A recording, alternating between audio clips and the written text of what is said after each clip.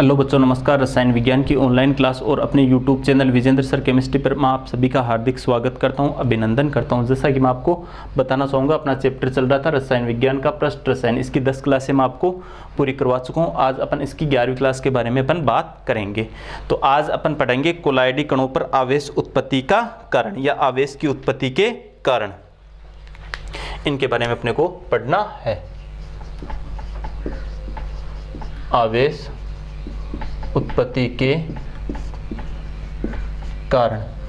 देखो, अपन ने previous class में से जस्ट पहले वाली क्लास में अपन ने पढ़ा था, जब जल को प्रक्षेपण माध्यम मानते हैं तो धनावेशित कोलाइडी सोल कौन सा होता है और ऋणावेशित कोलाइडी सोल कौन सा होता है, अर्थात उनके ऊपर एक ही प्रकार का समान आवेश पाया जाता है, ऐसा अपन पढ़ चुके हैं। अब उनके ऊपर आवेश का उत्पत्ति अथवा आवेश उत्पन्न किन कारणों से होता है, तो उन कारणों के बारे में अपन पढ़ेंगे। सबसे पहला है घर्षण विद्युतीकरण। घर्षण विद्युतीकरण। देखो, घर्षण विद्युतीकरण का मतलब जो कोलाइडी कण है वो प्रक्षेपण माध्यम के कणों के साथ घर्षण बल, उनके मध्य क्या लगता है, घर्षण बल लगता है, जिसके कारण उस घर्षण के कारण ही उन कोलाइडी कणों पर क्या उत्पन्न हो जाता है, आवेश। किसके साथ घर्षण करते हैं, प्रक्षेपण माध्यम के साथ।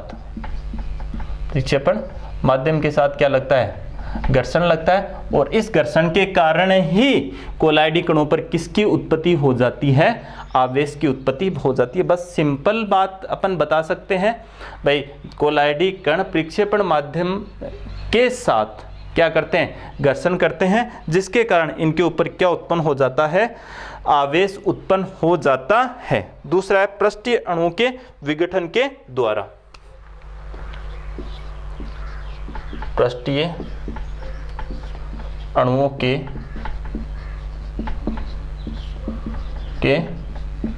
विघटन द्वारा। ये कोलाइडी कणों पर आवेश उत्पन्न होने का दूसरा कारण यह है पृष्ठीय अणुओं का विघटन द्वारा। जैसे पृष्ठीय अणु मानते हैं अपन सोडियम स्टीरेट को। किसको मानते हैं, सोडियम स्टीरेट। क्या होता है, C17H35 COO इसका विघटन इस प्रकार से होता है, C17H35 COO- प्लस Na+। अब देखो, ये Na+ तो किस में चले जाते हैं, ये तो विलयन में चले जाते हैं, और ये बहुत सारे मिलकर के अंतराणु आकर्षण बल द्वारा क्या बना लेते हैं, इनके ऊपर कौन सा आ जाता है, ऋण आवेश आ जाता है। तो इस कारण पृष्ठीय अणु का क्या हो गया, इस अणु के विघटन द्वारा ये तो विलयन में चले गए, और इसके ऊपर कौन सा आवेश रह गया, ये बहुत सारे अणु वान डर वाल्स बलों द्वारा जुड़ जाते हैं या आकर्षण बलों द्वारा जुड़ करके ऋणावेशित कोलाइडी सोल बना लेते हैं। तो इस प्रकार से पृष्ठीय अणुओं के विघटन द्वारा भी कोलाइडी कणों पर क्या उत्पन्न हो जाता है, आवेश उत्पन्न हो जाता है। तीसरा इसके ऊपर आवेश की उत्पत्ति का कारण है उभयनिष्ठ आयनों के अधिशोषण द्वारा या आयनों के वर्णात्मक अधिशोषण द्वारा। आयनों के वर्णात्मक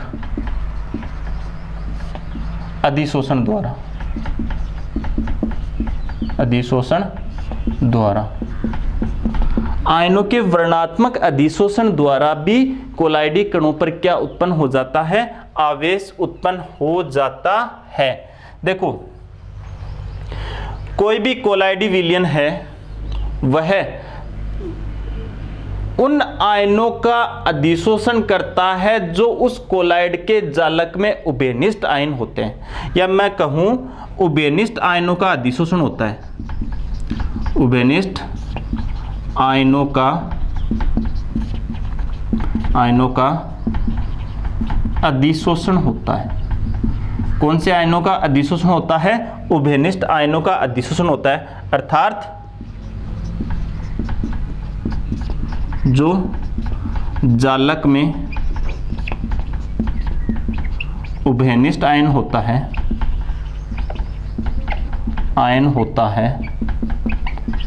उसका अधिशोषण होता है, उसका अधिशोषण होता है। जो जालक में उभयनिष्ठ आयन होता है उसी आयन का क्या होता है, अधिशोषण होता है। जैसे मैं आपको इसको एक एग्जांपल लेकर के बताना चाहूँगा कौन से आयनों का किस प्रकार से अधिशोषण होता है।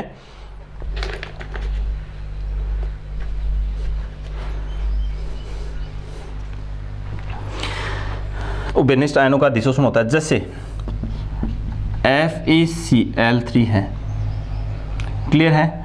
इसका जल अपघटन करवाने पर क्या प्राप्त हो, पहले मैं लिख दूँ 3+ + 3Cl-। इसका जल अपघटन करवाने पर अपने को कौन सा सोल प्राप्त होगा?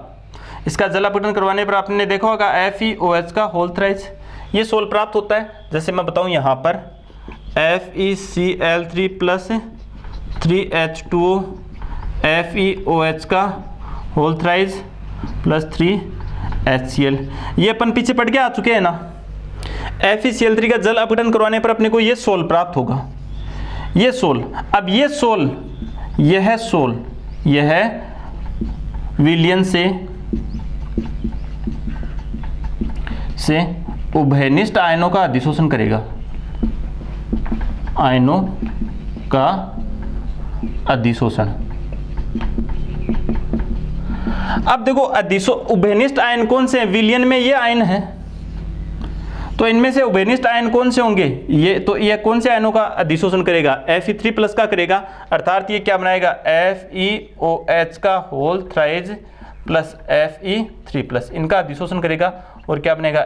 FeOH का होल थ्राइस और ये Fe3+।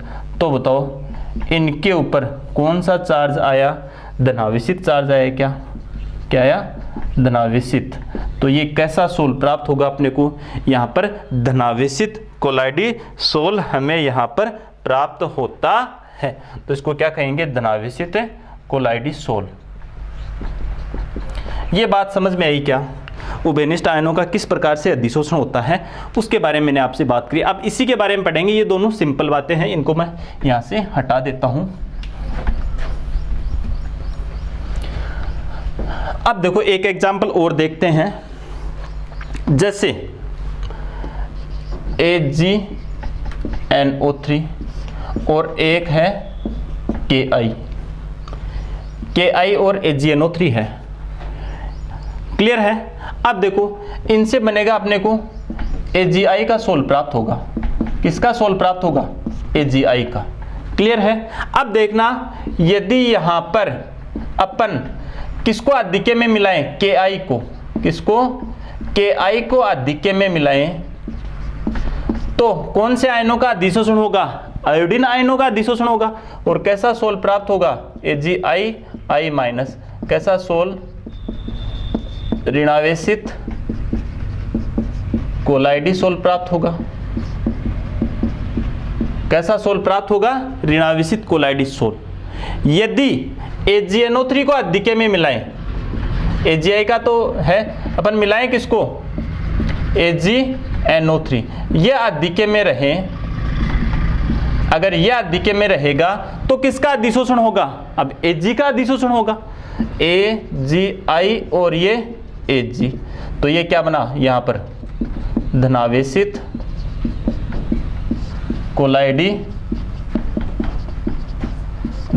कोलाइडी सोल प्राप्त हुआ अपने को।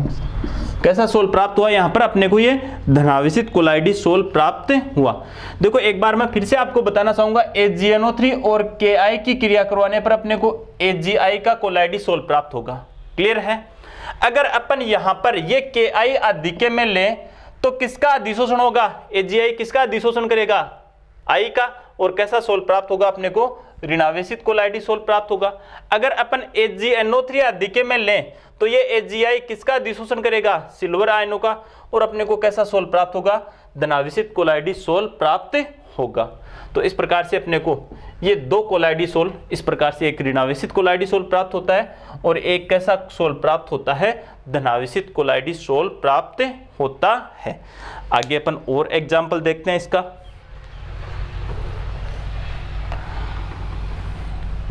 जैसे आर्सेनिक सल्फाइड के सोल की बात करते हैं अपन। आर्सेनिक सल्फाइड का सोल, आर्सेनिक सल्फाइड का सोल। आर्सेनिक सल्फाइड का सोल कैसे प्राप्त होता है अपने को? जैसे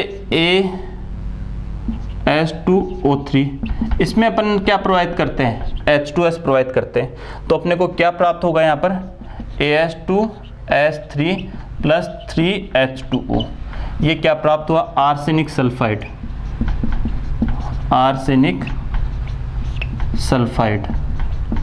अब देखो ये विलयन में से, ये आर्सेनिक सल्फाइड विलयन में से सल्फाइड आयनों का अधिशोषण करता है। विलयन में से कौन से आयनों का अधिशोषण करेगा, सल्फाइड आयनों का। AS2S3 विलयन से सल्फाइड S2- आयनों का अधिशोषण करता है। किसका अधिशोषण करता है, सल्फाइड आयनों का अधिशोषण। और कैसा सोल बनाएगा देखना, AS2S3 और S2-, बताओ कैसा सोल बना, ये ऋणावेशित कोलाइडी सोल अपने को प्राप्त हुआ या नहीं हुआ। तो इस प्रकार से अपने को ये कौन सा सोल प्राप्त होता है, ऋणावेशित कोलाइडी सोल प्राप्त होता है। कैसे, आर्सेनिक ऑक्साइड में H2S प्रोवाइड करने पर आर्सेनिक सल्फाइड प्राप्त होता है, यह विलयन से सल्फाइड आयनों का अधिशोषण करता है और अपने को कैसा सोल प्राप्त हुआ, ये ऋणावेशित कोलाइडी सोल प्राप्त हुआ। ये देखो 4 सोल बनाए यहाँ पर मैंने। पहला फेरिक हाइड्रोक्साइड वाला धनावेशित बनेगा क्योंकि Fe3+ आयनों का अधिशोषण करेगा। दूसरा ये बताया कौन कौन सा अधिके में लेने पर कौन कौन से सोल बनेंगे, क्लियर है। तीसरा मैंने आर्सेनिक सल्फाइड वाला बताया, कैसे बनेगा, आर्सेनिक ऑक्साइड की H2S से क्रिया करवाने पर आर्सेनिक सल्फाइड जो विलयन से सल्फाइड आयनों का क्या करता है, अधिशोषण करता है। क्लियर है ये चीज सभी को। अब अपन नेक्स्ट की बात करते हैं, एल्यूमिनियम हाइड्रोक्साइड की बात करते हैं, एक सोल।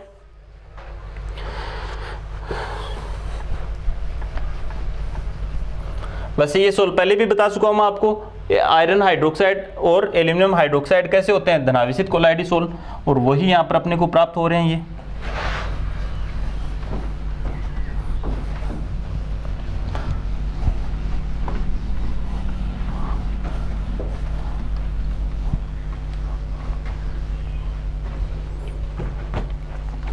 देखो, जैसे एल्यूमिनियम हाइड्रोक्साइड की बात करें, जैसे AlCl3, इसमें कौन से आयन रहते हैं, Al3+ प्लस 3Cl-। अब बताओ इसके लवणों का जल अपघटन करवाएं अपन 3H2O, तो अपने को कौन सा क्या प्राप्त होगा, AlOH का होल थ्राइस प्लस 3HCl। बताओ एल्यूमिनियम हाइड्रोक्साइड का सोल प्राप्त हुआ क्या, किसका प्राप्त हुआ, एल्यूमिनियम हाइड्रोक्साइड। तो ये एल्यूमिनियम हाइड्रोक्साइड यहां से किसका अधिशोषण करेगा, Al3+ का, और क्या बनेगा, AlOH का होल थ्राइस और ये Al3+। बताओ कैसा बना, धनावेशित कोलाइडी सोल बना नहीं बना, कैसा सोल बना, धनावेशित कोलाइडी सोल अपने को यहां पर ये प्राप्त हो जाता है। क्लियर है ये बात। अब देखो एक चीज देखते हैं अपन, जैसे ये फेरिक हाइड्रोक्साइड का सोल है, किसका सोल है, ये फेरिक हाइड्रोक्साइड का। ये कौन से आयनों का अधिशोषण करता है, फेरिक हाइड्रोक्साइड वाला सोल कौन से आयनों का अधिशोषण करा था, अभी अपन ने देखा था FeOH whole thrice plus Fe3+, और क्या बना था, FeOH होल थ्राइस और ये Fe3+, तो धनावेशित बना था। कौन से आयनों का अधिशोषण कर रहा है बताओ आप, ये Fe3+ का अधिशोषण कर रहा है, Fe3+, Fe3+, Fe3+, Fe3+, Fe3+।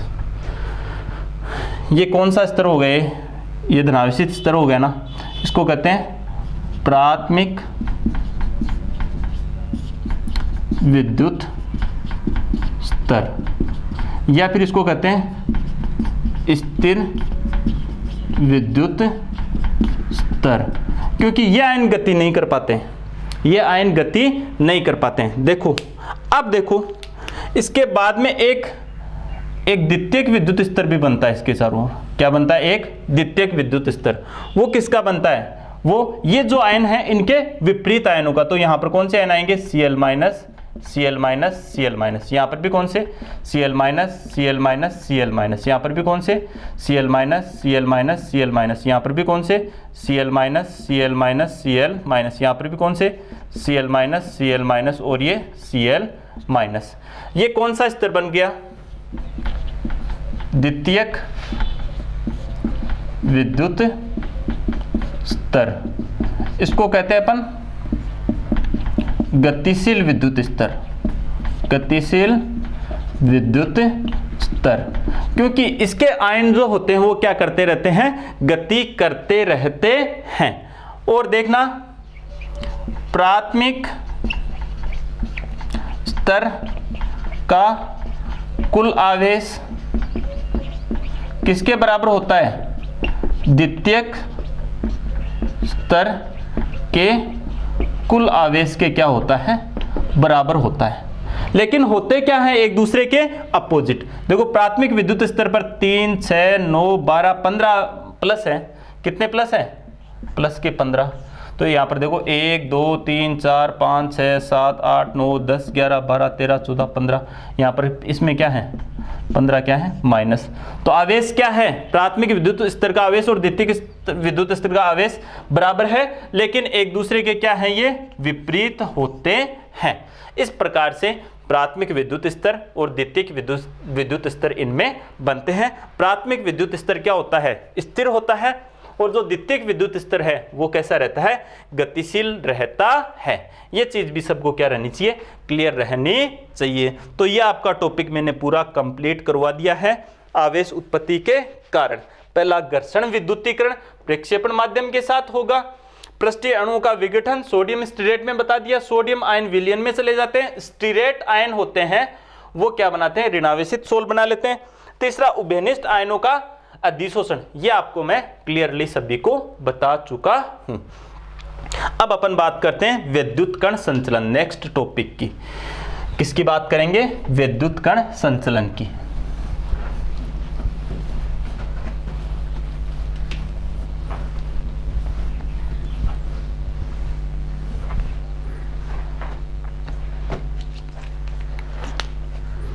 Electrophoresis या कहते हैं इसको विद्युत कण संचलन,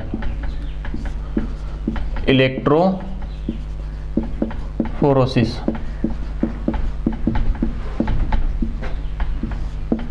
विद्युत कण संचलन, देखो विद्युत कण संचलन में क्या होता है? जब कोलाइडी विलयन में विद्युत धारा प्रवाहित की जाती है तो जो कोलाइडी कण हैं वो विपरीत आवेशित इलेक्ट्रोड की ओर गमन करने लग जाते हैं। अर्थात कोलाइडी कणों का विपरीत आवेशित इलेक्ट्रोडों की ओर जो गमन होता है वही क्या कहलाता है? इनका विद्युत कण संचलन कहलाता है। क्लियर हुई ये बात सभी को? एक बार फिर से देख लो सभी। जब कोलाइडी विलयन में विद्युत धारा प्रवाहित की जाती है तो ये जो कोलाइडी कण होते हैं वो विपरीत आवेशित इलेक्ट्रोड की ओर गति करते हैं या फिर क्या करते हैं? गमन करते हैं। यही क्या कहलाता है? विद्युत कण संचलन। तो अपन कहें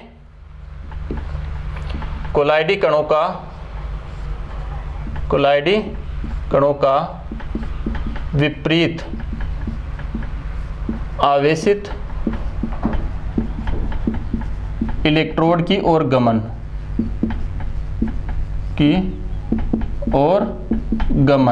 क्या कहलाता है? इलेक्ट्रोफोरोसिस या विद्युत कण संचलन कहलाता है। देखो ये जो कोलाइडी कण हैं वो विपरीत आवेशित इलेक्ट्रोड पर जाकर के क्या हो जाते हैं? अपना आवेश त्याग देते हैं, अर्थात अवक्षेपित हो जाते हैं।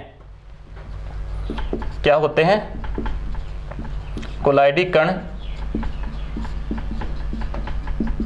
विपरीत आवेशित इलेक्ट्रोड पर जाकर उदासीन हो जाते हैं, उदासीन हो जाते हैं तथा अवक्षेपित हो जाते हैं, अवक्षेपित हो जाते हैं। उदासीन हो जाते हैं विपरीत आवेशित इलेक्ट्रोड पर जाकर। हाँ, इंपॉर्टेंट बात यह है, विद्युत कण संचलन द्वारा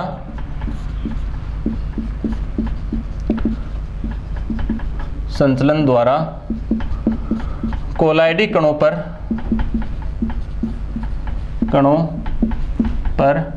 आवेश ज्ञात किया जाता है। आवेश ज्ञात किया जाता है। कैसे ज्ञात किया जाता है विद्युत कण संचलन द्वारा कोलाइडी कणों पर आवेश? देखना, यदि कोलाइडी कण कैथोड की ओर जाते हैं तो धन कण संचलन, और एनोड की ओर जाएं, एनोड की ओर गमन करें तो क्या होगा? ऋण कण संचलन कहलाएगा। कोलाइडी कण यदि कैथोड की ओर जाएं तो क्या कहलाएगा? उनका धन कण संचलन कहलाएगा। यदि एनोड की ओर जाएं तो कौन सा संचलन? ऋण कण संचलन कहलाता है। क्लियर है? अगर कोलाइडी कण कैथोड की ओर जाते हैं तो उनके ऊपर कौन सा आवेश है? धनावेश है। और एनोड की ओर जाते हैं तब उन पर कौन सा आवेश है? ऋणावेश है। तो कोलाइडी कणों पर क्या अपन आवेश ज्ञात कर सकते हैं क्या विद्युत कण संचलन द्वारा?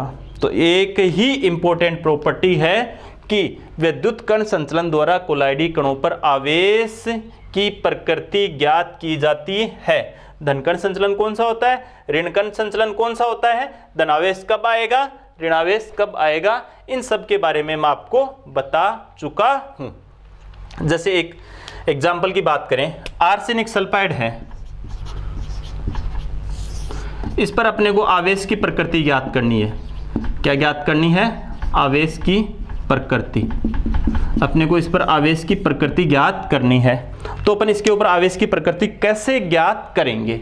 इस पर आवेश की प्रकृति अपन ज्ञात करने के लिए क्या करते हैं? जैसे कोलाइडी विलयन लेते हैं अपन, इसको एक पात्र में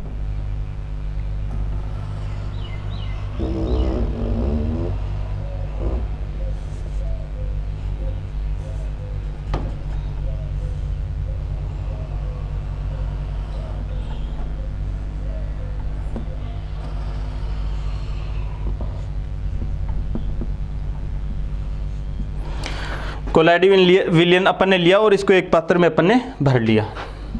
यहाँ पर ऋणावेशित इलेक्ट्रोड, ये धनावेशित है, ये ऋणावेशित है। ये मान लो आर्सेनिक सल्फाइड का क्या है? कोलाइडी विलयन है।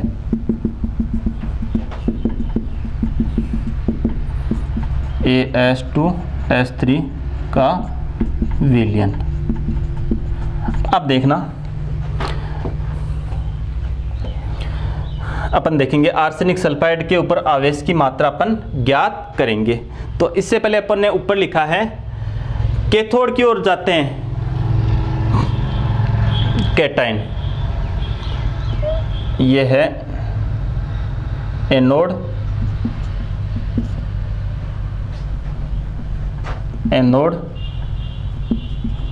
और ये है कैथोड। ये कैथोड और एनोड अपन ने यहाँ पर लिख रखा है, और ये आर्सेनिक सल्फाइड का अपन ने सोल ले रखा है। ये ऊपर इसमें जल भरा है। अब देखो, जैसे अपन विद्युत धारा प्रवाहित करते हैं इसमें क्या होगा? विद्युत कण संचलन होगा।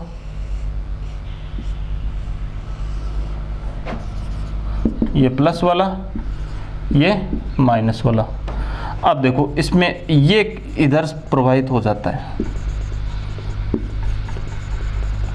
ये जल। देखो आपने देखा होगा आर्सेनिक सल्फाइड कौन से इलेक्ट्रोड की ओर गया? धनावेशित इलेक्ट्रोड की ओर गया नहीं गया, तो ये क्या कहलाएगा, एनोड की ओर, ये क्या कहलाएगा यहाँ पर, इसका ऋण कण संचलन, और ये कैसा है, ऋणावेशित है। सोल कैसा होगा भाई, धनावेशित इलेक्ट्रोड की ओर कौन जाएगा, जो खुद ऋणावेशित होगा। तो अपन ज्ञात कर लेंगे आर्सेनिक सल्फाइड के कोलाइडी कणों पर कौन सा आवेश है, ऋणावेश उपस्थित है, क्योंकि ये कौन से इलेक्ट्रोड की ओर जा रहा है, धनावेशित इलेक्ट्रोड की ओर जा रहा है। तो जो धनावेशित इलेक्ट्रोड की ओर जाएगा उसके ऊपर कौन सा आवेश रहेगा, ऋण आवेश उपस्थित रहेगा।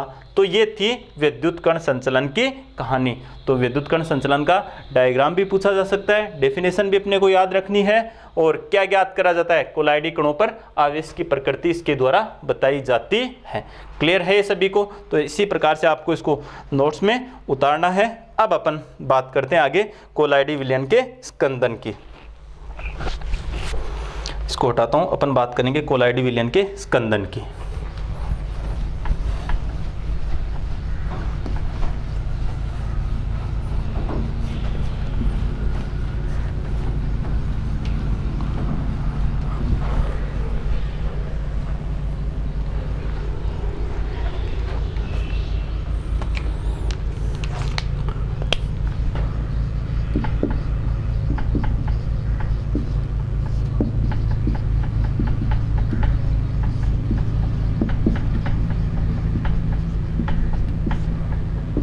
देखो, जब कोलाइडी विलयन को अपन अवक्षेप में परिवर्तित कर देते हैं तो वह प्रक्रिया कहलाती है कोलाइडी विलयन का स्कंदन। किसे कहेंगे,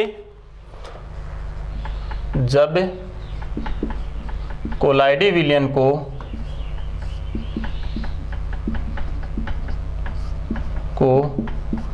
अवक्षेप में परिवर्तित कर दिया जाता है, परिवर्तित कर दिया जाता है तो यह प्रक्रिया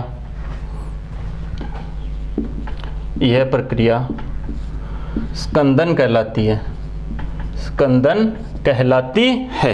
तो जब कोलाइडी विलयन को अवक्षेप के रूप में परिवर्तित कर दिया जाता है तो यही प्रक्रिया क्या कहलाती है, कोलाइडी विलयन को स्कंदन कहलाती है। अब देखो स्कंदन किस किस प्रकार से अपन कर सकते हैं उसके बारे में बात करेंगे। तो पहला है आदिके अपोहन द्वारा, आदिके अपोहन द्वारा। देखो आदिके अपोहन द्वारा भी कोलाइडी विलयन का क्या कर दिया जाता है, स्कंदन कर दिया जाता है। तो सबसे पहले तो अपने को पता करना होगा अपोहन। अपोहन में अपन ने क्या किया था, अपोहन में अपन ने कोलाइडी विलयन में जो विद्युत अपघटे की अशुद्धियां थी उनको क्या करा था, अपन ने अलग कर दिया था, और कोलाइडी विलयन क्या कर लिया था, अपन ने शुद्ध अवस्था में प्राप्त कर लिया था। अगर अपन अधिक समय तक कोलाइडी विलयन का अपोहन करें तो उनके आवेश का क्या हो जाता है, पृथक्करण। आवेश का क्या हो जाता है, आवेश का पृथक्करण हो जाता है। और आवेश पृथक्करण हो जाने के कारण जो कोलाइडी कण हैं वो विपरीत आवेशित कणों के साथ क्या हो जाते हैं, उदासीन हो जाते हैं। और उदासीन कण क्या हो जाते हैं, समूहित हो जाते हैं। और समूहित होकर क्या हो जाते हैं, बड़े कणों में समूहित होकर वृहद कणों के रूप में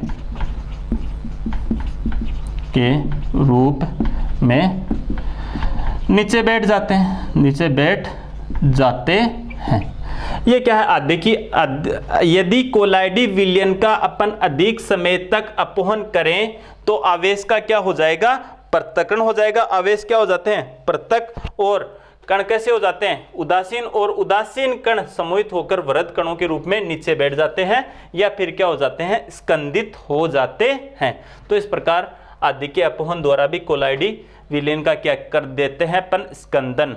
अब अपन दूसरा इंपॉर्टेंट पढ़ेंगे, विद्युत अपघटे मिलाकर।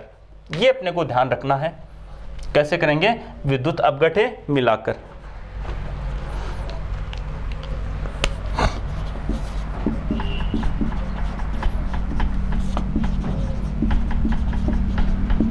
विद्युत अपघट्य मिलाकर। देखो कोलाइडी विलयन पर एक समान आवेश पाया जाता है, आप सभी जानते हो। कोलाइडी विलयन पर या फिर मैं कहूं कोलाइडी कणों पर एक समान आवेश पाया जाता है,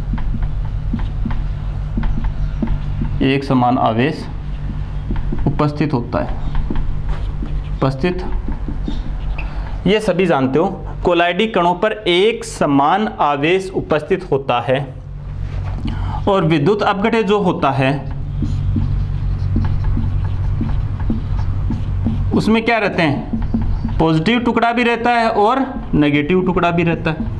बताओ दोनों टुकड़े रहते हैं नहीं रहते हैं। अब यदि कोलाइडी कणों पर एक समान यदि नेगेटिव आवेश है तो इसका पॉजिटिव आयन इसके साथ क्रिया कर लेगा और उसको क्या कर देगा, स्कंदित यानी उदासीन करेगा और उदासीन कर नीचे बैठेगा।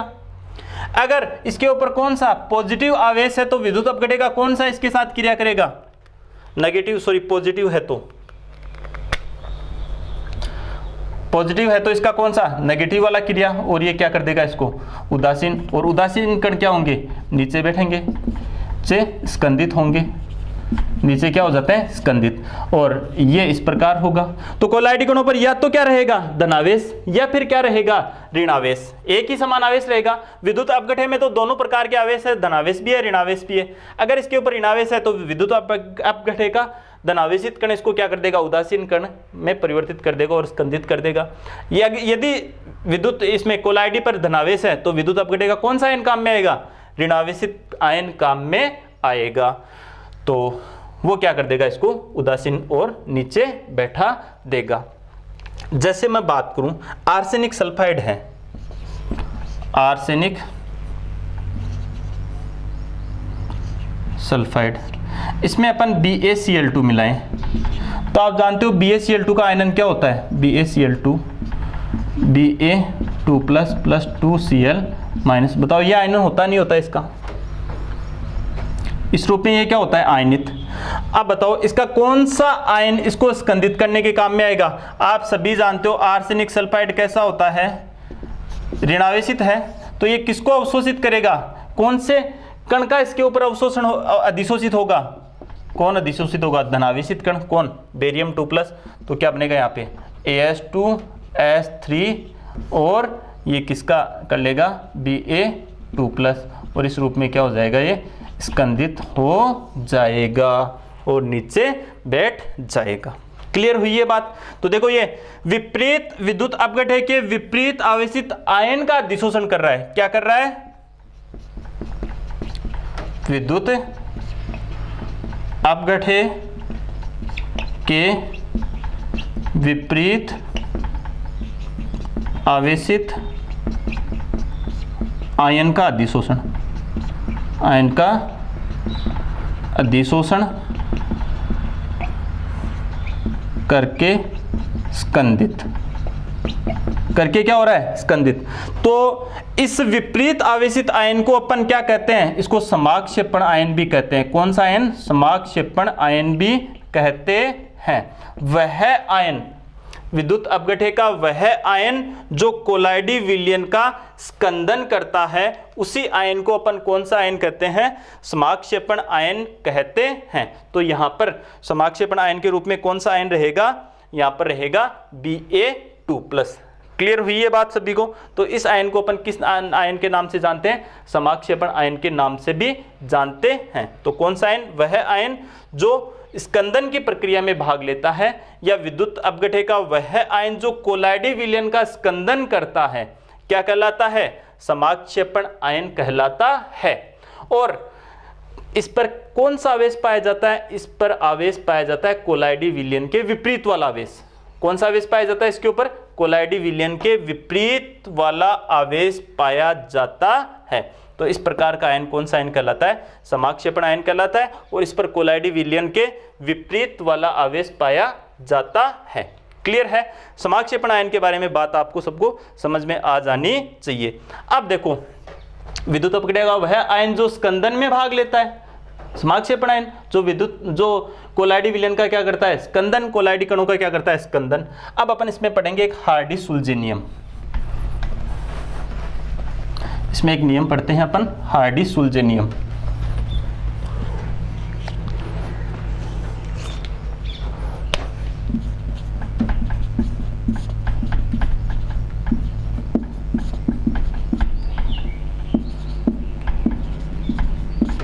देखो ये नियम क्या कहता है कि कोलाइडी विलयन की एक निश्चित मात्रा को विद्युत अपघटन की एक मात्रा द्वारा जब स्कंदित करवाया जाता है तो उस समय क्या होता है, कोलाइडी कणों के विपरीत आवेश वाला आयन कोलाइडी विलयन को क्या करता है, स्कंदित करता है। उस आयन की संयोजकता जितनी ज्यादा होगी उसकी स्कंदन क्षमता उतनी ही ज्यादा होगी। देखो मैं इसे कहूं समाक्षेपण आयन या इसको सक्रिय आयन भी कहते हैं, सक्रिय आयन की संयोजकता अधिक होने पर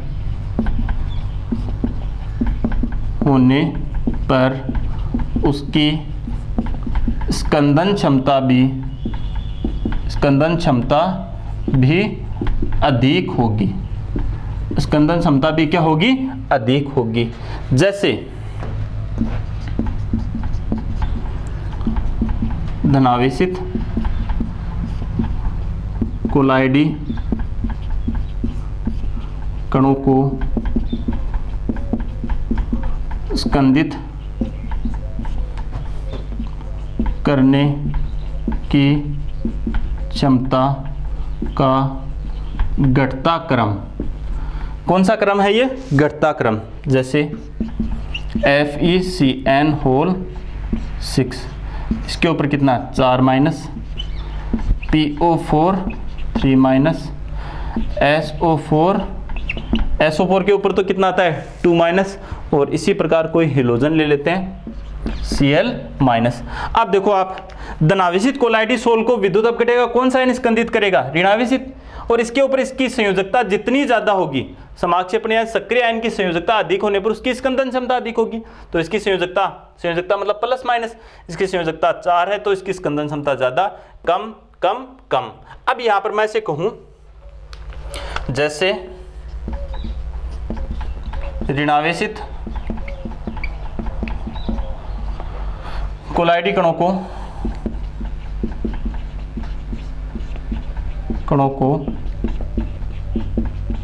स्कंदित करने की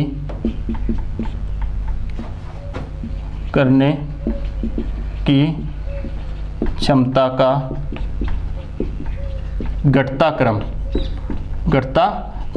अब एक बात बताओ, धनावेशित कोलाइडी कणों को स्कंदित कौन करेगा, ऋणावेशित करेगा। और यहां पर कौन से हैं, ऋणावेशित कोलाइडी कण है, और ऋणावेशित कोलाइडी कणों को स्कंदित कौन करेगा, धनावेशित। तो यहां पर कौन करेगा स्कंदित, धनावेशित। जैसे SN4+ Al3+, देखो टिन है ये, Ba2+ ले सकते हैं, सोडियम ले सकते हैं, और Na+। तो ये है समाक्षेपण आयन या सक्रिय आयन। हार्डी-सुल्जे नियम यही कहता है कि कोलाइडी कणों को विद्युत अपघटन द्वारा जब स्कंदन करते हैं, जब स्कंदित करवाया जाता है, तो कोलाइडी कणों के विपरीत आवेश वाला आयन की जितनी ज्यादा संयोजकता होगी उसकी स्कंदन क्षमता उतनी ही अधिक होगी। संयोजकता देखो 4 3 2 1, ये भी देख लो।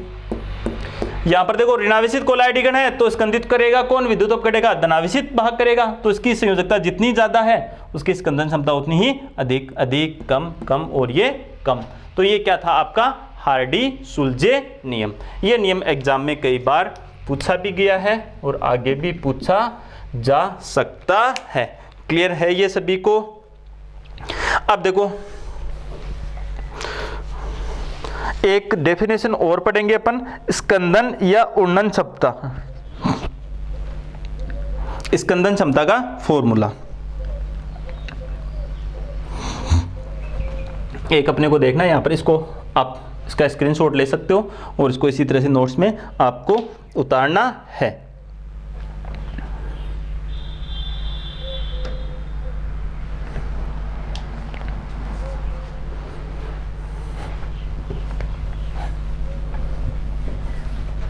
स्कंदन क्षमता का एक फॉर्मूला है, वो अपने को ध्यान रखना है।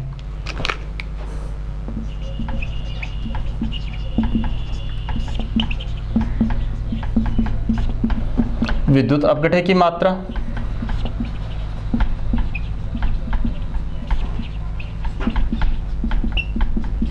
गुणा मोलरता, और नीचे लेंगे विद्युत अपघटन का आयतन,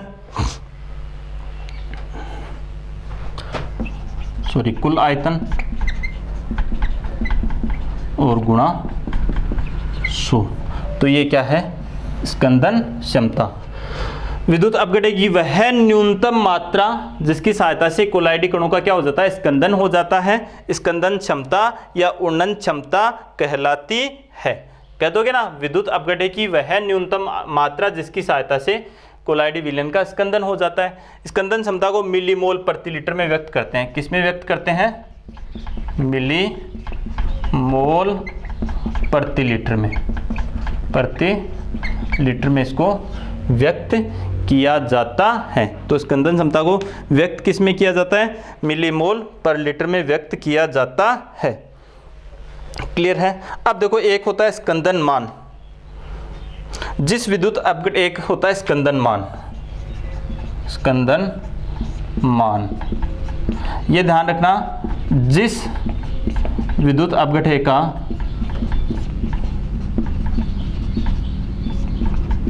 का स्कंदन मान कम होता है, मान कम होता है, उसकी स्कंदन क्षमता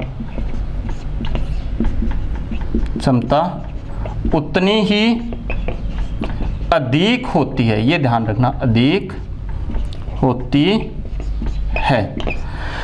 ये स्कंदन क्षमता वाला आपका पोर्शन पूरा कंप्लीट हो गया है। यहाँ पर मैंने हार्डी-सुलजे नियम बता दिया, स्कंदन क्षमता का फॉर्मूला बता दिया, मिलीमोल पर लीटर में इसको व्यक्त करते हैं, स्कंदन मान के बारे में आपको बता दिया, जिसका स्कंदन मान कम है उसकी स्कंदन क्षमता अधिक होती है। अब देखेंगे अपन नेक्स्ट क्लास में। सभी को वीडियो कंप्लीटली देखना है, अपना चैनल सबको लाइक, सब्सक्राइब, शेयर करना है, ताकि सभी के पास content of matter easy way में पहुंच जाए। थैंक यू, धन्यवाद।